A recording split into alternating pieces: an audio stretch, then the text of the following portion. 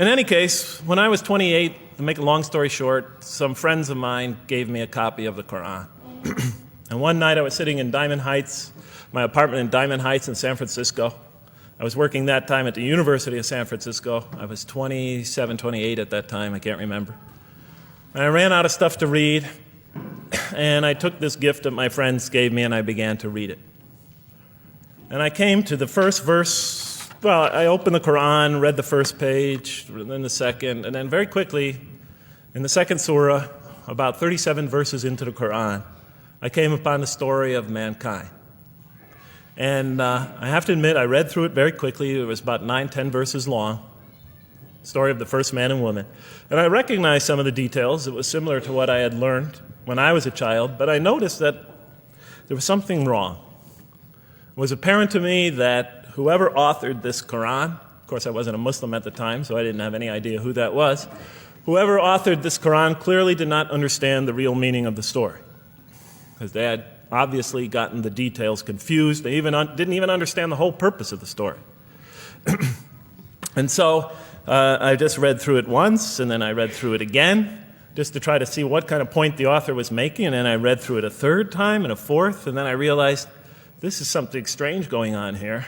I'm going to read this much more carefully. I'm going to need to go through this story line by line, verse by verse, because it's obvious that the author is trying to bring out another point. And I wasn't quite sure what it was, but definitely he packs a lot of meaning into almost every word. And I thought the writer at least seems to have a great measure of brilliance. And so I'll try to sort of take you through what my experience was as quickly as I can. So I came to the 30th verse of the second surah, Surah Al-Baqarah, and it began like this. It said, "Behold, your Lord said to the angels, I am going to place a vicegerent on earth." The Arabic word is khalifa. It means a representative or an emissary of mine. "I am going to place a vicegerent on earth." And they said, the angels said, "Will you place therein one who will spread corruption and shed blood, while we celebrate your praises and glorify your holiness?" And God said, He said, "Truly I know what you do not know." See, that's the verse that hooked me. That's the verse that caught my attention. That's the one that kept on making me read the story again and again and again. Because listen to the way it begins. "Behold, your Lord said to the angels, I am going to place a representative of mine on earth, a vicegerent of mine, an emissary, one who acts on my behalf." I thought, that's not the way it goes. You're not supposed to be placing man on the earth in some positive role, some elective office. You place man on earth as a punishment for his sin. Clearly, I knew the author didn't quite get the point. But still, it was an amazing line. But then I come to the next line, and it says, "And the angels say, will you place therein one who will spread corruption and shed blood, while we celebrate your praises and glorify you?" I looked at it again. I couldn't believe the question. They said, "Will you place therein one who will spread corruption and shed blood, while we, the angels, celebrate your praises and glorify you?" I looked at that and I said, exactly. That would be my question. Why would you create this being, supposedly for some positive role, when he's capable of doing tremendous wrongdoing? When he could spread corruption and shed much blood? Why would you create this violent and pernicious creature when you could create angels? As the angels clearly say, while we, the angels, celebrate your praises and glorify you. They're asking one of the most fundamental questions in the entire history of religion. Why create you, man, this utterly fallible creature, this creature who could rebel against God's will, who could do such tremendous wrongdoing, who could wreak havoc like no other creature on earth, when you can make them angels? And look where the question is being asked. It's being asked in heaven. It's almost like saying, look, why don't you just make them angels and be up here in heaven with us, Why don't you just make them angels, pop them into heaven, he's fine.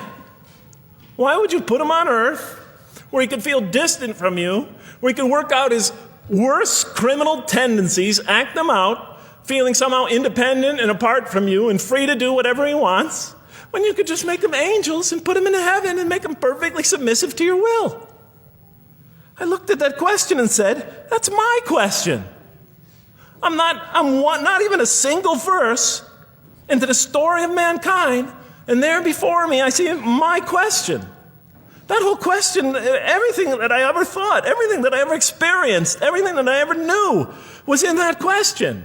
It was as if the author took my life and wanted to pick out exactly the right question to humiliate me, to provoke me, to anger me. Why create man, this most destructive and violent creature, when you could make him angels? And then look at the answer. And he said, God said, truly I know what you do not know. You know, in modern parlance, we would say, I know exactly what I'm doing. I read that and said, what? You know what you do not know? You know exactly what you're doing? Well, please inform me. Tell me what you're doing. Because, I'm 28 years old and I haven't figured out it yet. And I have a lot of issues that I'm still dealing with that's connected to this question. You can't just get off that easy. You can't just tell me you know exactly what you're doing. Not after what I've been through. Not after you made me this way. And then I realized, of course, I was arguing with a God I didn't even believe in. And that would happen several times as I read through the Quran. And sometimes I would just get into so agitated by what I read, I'd start arguing with this voice that I'm reading before me, that's calling to me. So we turn to the next verse. Well, it turns out that the Quran just doesn't dismiss the question. It starts to answer it a little bit. And in the next verse it says, and God taught Adam the names of all things. And then he placed them before the angels and said, tell me their names if you are right. So this verse is clearly referring to the previous one. But notice what it says. Now, I from my own background, I remember Adam naming things, but it wasn't connected to any answer to any philosophical question. But here, notice what it says. And he taught Adam the names of all things. And I realized already, just from the first verse, you got to read these verses very carefully because it's packed with a lot of symbolism and meaning. And he taught Adam the names of all things. So here we see Adam is not only just a creature who knows how to name things, who's acquiring the gift of language, but he's also a learning creature. God is teaching him. Now right here, right in this verse, and it'll come even clearer in the subsequent verses, that the very first thing that the Quran is going to emphasize here is man's intellect. He is a learning creature. He is taught. And what is he taught? What is one of the great intellectual gifts he's given? In response to the angel's question, the gift of language. Because through language, mankind can not only learn, but he could learn things not only through his own experience, but he could learn things that other people have experienced of times and places that are hundreds, thousands of years and miles separated from him. And so that all our knowledge becomes cumulative. Every generation learning from the generation before it. I'm learning today from authors I read from other sides of the world that may have existed 2,000 years ago.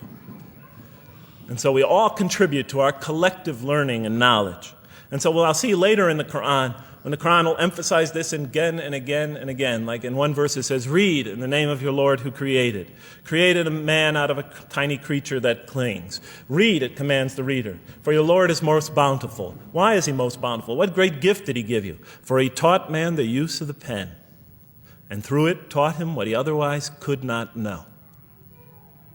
And time again, the Quran will call upon man to use his intellectual faculties and swear by his intellectual faculties and to use them correctly because they play a fundamental role in guiding him to truth. I never came upon a scripture that puts so much emphasis on the correct use of our intellectual faculties, on the harnessing of reason, in helping us attain to faith. And he taught Adam the names of all things. And then he placed them before the angels and said, tell me their names if you are right. Okay, you have this you have this natural question about this creation of mankind.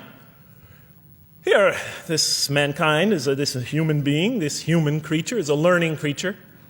He has many intellectual gifts. Here, I'm going to place these things before you. Tell me their names if you are right about man.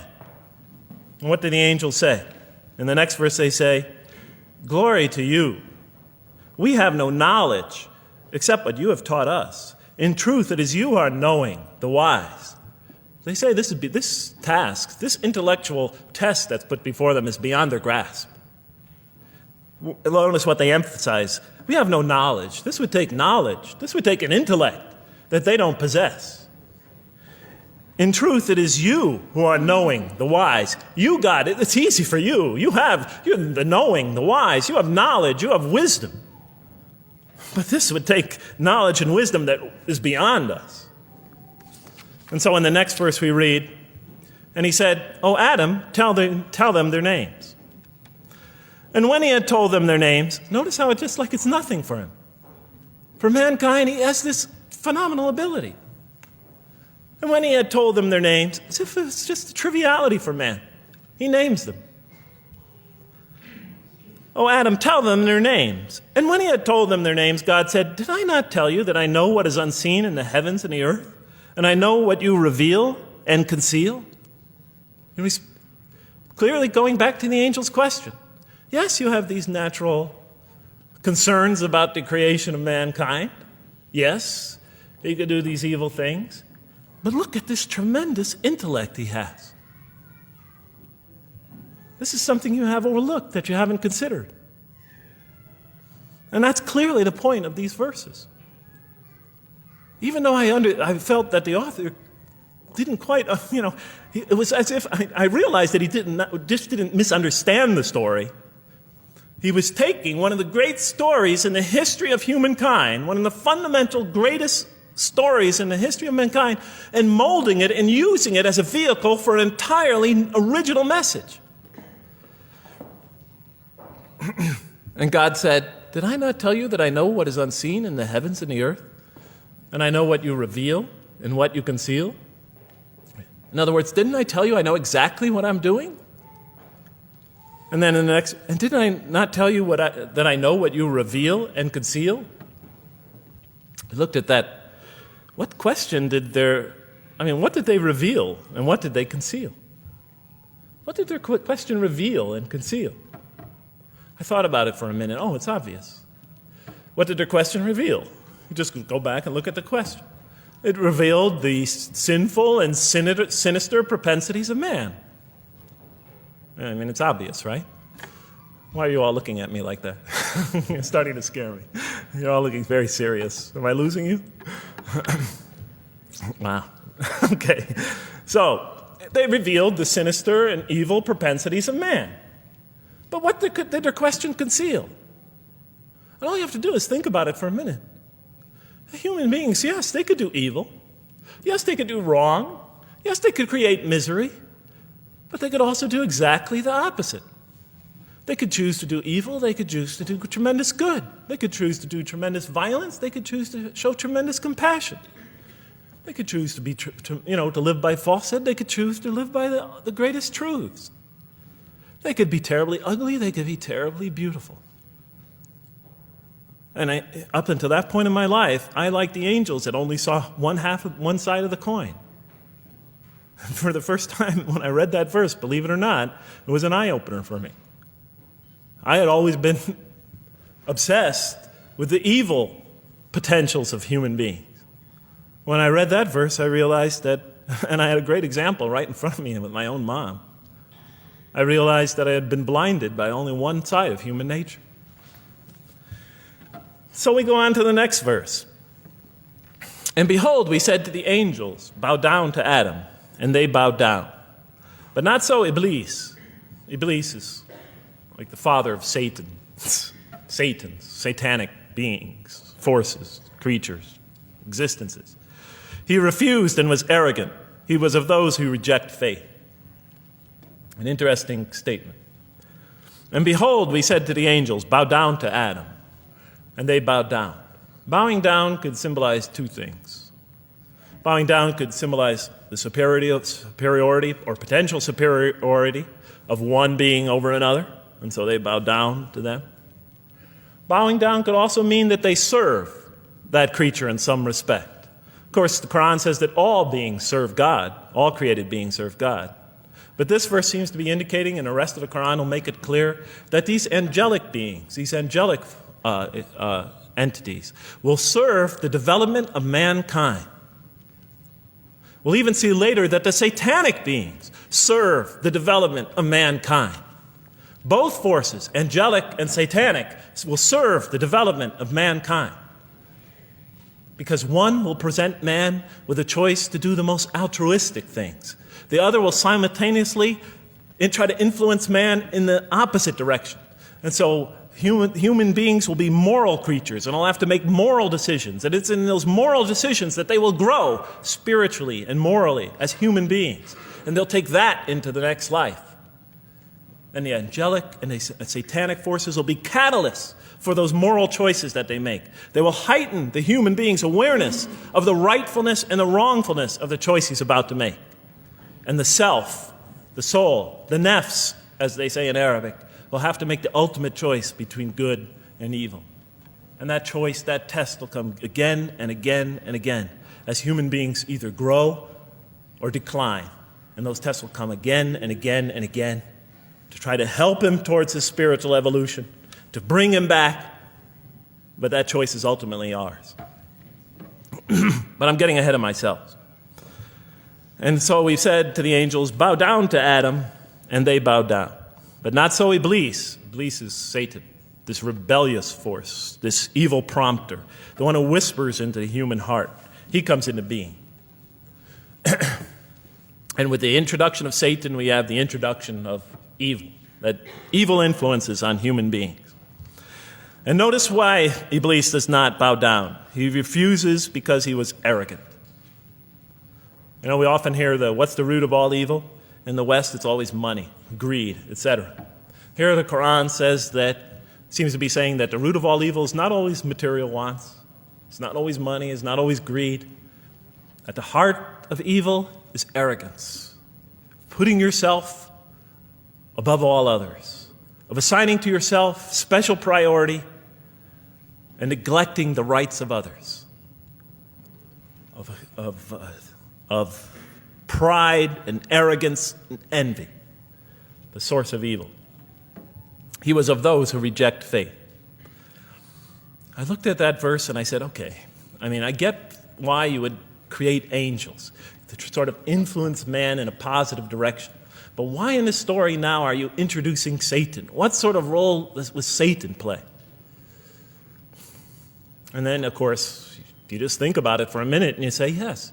The story is telling us that on one hand, we have these magnanimous urgings come from one direction. On the other hand, we have these satanic urgings coming from another direction. In other words, the Quran is telling us that man is not only a learning creature, but he's a moral creature. He has understanding of right and wrong. And God infuses those, allows those influences to come to him. Man is not only an intelligent being, but a moral being. And we said in the next verse, O Adam, dwell you and your spouse in the garden, and eat freely thereof what you wish, and eat freely thereof what you wish. But come not near this tree, for then you will be among the wrongdoers.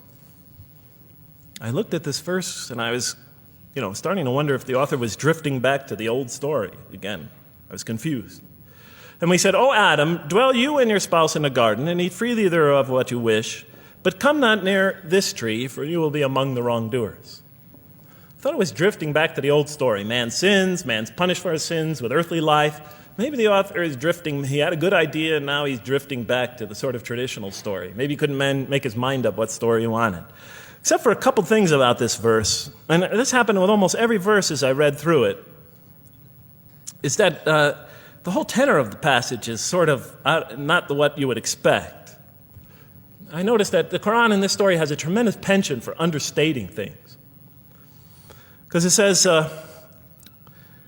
and said to Adam, dwell you and your spouse in the garden, and eat freely thereof what you wish, to Adam and his spouse. But come not near this tree, for you will be among the wrongdoers. There's no sense of God being threatened by the possibility of man eating from the tree. In this story, we don't see in this verse, we don't see that God is nervous at the prospect, that he's threatened by the prospect, that he's anxious about it. The tree that he picks, it seems like he's just picking out any tree. Nothing special about the tree. Go not near this tree, for you will be among the wrongdoers. Satan will later come to him and tell him it's the tree of eternal life, of a kingdom that never decays. Turns out to be a complete faucet in his part. Nothing special about the tree. It's just a tree. God's not nervous at the prospect at all. You know, in the tradition that I came from, God is threatened by the prospect. He has to put an angel with a fiery sword by to protect the tree so that mankind never goes next to it again. I'm not putting it down. I'm just pointing out the difference of the story. They're both beautifully told. But he has to guard the tree. Why? Because if they eat from it, they'll become gods like us. This man, he already has a rebellious nature. Can you imagine if he eats from this tree? No. Can't let him get near that tree. But here, just, calmly says, but if you do, you'll be among the wrongdoers. God is not worried about himself. It's just warning man, making it clear that if you do this, you've committed a wrongful deed. Again, the whole tenor of all these verses that you read through it is God knows exactly what he's doing. Okay, next verse. But Satan caused them to slip and expelled them from the state in which they were. And we said, go you all down, some of you being the enemies of others, and on earth will be your dwelling place and provision for a time. What? I said? I was expecting now the rage, the anger, the violence, the jealousy. That's what I was expecting. Okay, they eat from the tree. Where's the rage, the violence? I'm going to punish you now. You're going to sweat on earth. And you're going to suffer, and you're going to stub your toe, and you're going to work, and you're going to labor. And you're going to die there for what you did. And where's the woman? All right? And the woman, right? She's the one who's going to suffer the most, right? She'll have to suffer labor pains and monthly cycles, right? And bleeding and crying out when her children come into the world. And she'll scream out. And worst of all, the greatest humiliation, the man will rule over her. When he's obviously her intellectual inferior because she and the angels she and Satan seduced him, and he just bumbled along and committed a real, wrong deed. Well, I don't mean to make light of it. But the story is obviously different, though. No threat here. As a matter of fact, look at the way it says, O Adam, dwell you and your spouse in the garden, and eat freely thereof what you wish. But come not near this tree, for you will be among the wrongdoers. Then they make the mistake. But Satan caused them to slip and expelled them from the state in which they were. And we said, go all you down, some of you being enemies of others, will be adversaries of others. Some of you will be adversaries of each other. And on earth will be your dwelling place and provision for a time. This is not a deity losing it. If you look at it, on earth will be your dwelling place and provision for a time. That's not the words of a God that has lost, that is really extremely upset. On earth will be your dwelling place and provision for a time. But notice something else about this verse. When you read these verses for the first time, I don't know, maybe I'm nuts, and many people think I am. But when you read these verses for the first time, this is just so much that catches your attention. But Satan caused them to slip. Remember, I couldn't get that verse those words out of my head. Satan caused them to slip. To slip? The greatest sin in the history of the human race, and it's called a slip? In my culture, slip means, you just momentarily, for a fraction of a second, you lose your focus. It's not a big deal. My Uncle Bob used to always say to me, Jeff, I'm sorry I'm 5 minutes late, I slipped up. The understanding is it's no big deal. It's just a slip.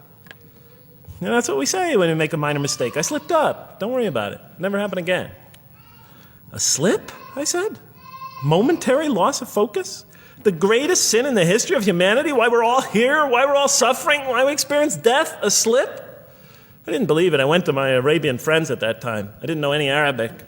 They came to this verse. We went through it line by line. I said, now don't change any words. Just read them one at a time. But Satan made them, and I said, okay, this one right here. What does it mean? Tell me what that means. They looked at it, it says, slip. Slip. And expelled them from the state in which they were. A slip, I thought? But then maybe I was trying to force the traditional understanding, the traditional interpretation. Maybe it was just a slip. I mean, after all, they didn't commit murder. They didn't commit robbery, rape, pillaging, assault. They ate a couple of pieces of fruit. Well, it's not the greatest sin in the history of humanity by any means. And then the next verse says, and then they were expelled from the state in which they were. Well, what state were they? Let's see now. Let's go back from where we started. First, mankind is being taught. We see he's an intellectual being. Then we show he's a moral being. Moral being means he's a being that's going to have to make choices. And then God gives him this choice. It's not a huge deal. It's not the gravest sin in the history of humanity by any means. It's minor by any standards. They make it, though. We see that God originally intended to put man on earth as his vicegerent. We see a period of preparation where he's being prepared intellectually, where he's growing intellectually, where he's growing as a moral creature. When does God finally put him on earth? What signals that he's ready to begin? He makes his first independent choice. It's not the worst deed in the history of humanity. It's minor on anybody's scale, but it shows that mankind is ready to act on his own, to be his own, to make his own choices, that God has empowered him to make choices, and he's ready to make them and carry them out and see them most often to their expected ends, if God wills. And that seems to be the only real significance of it. But I thought, maybe I'm getting this wrong. Maybe God just blows off into an angry rampage the next verse. So I look at the next one and it says, and then Adam received words from his Lord. And God turned to him mercifully, for he's oft returning, ever merciful. Well, if I had any doubts up till now that God is not enraged by what this has happened, that God hasn't prepared mankind for this choice, for what was eventually going to happen, that all this was preparation for mankind to begin his earthly sojourn in this famous allegory. If I had any doubts before now, I had them, certainly didn't have them after reading this verse.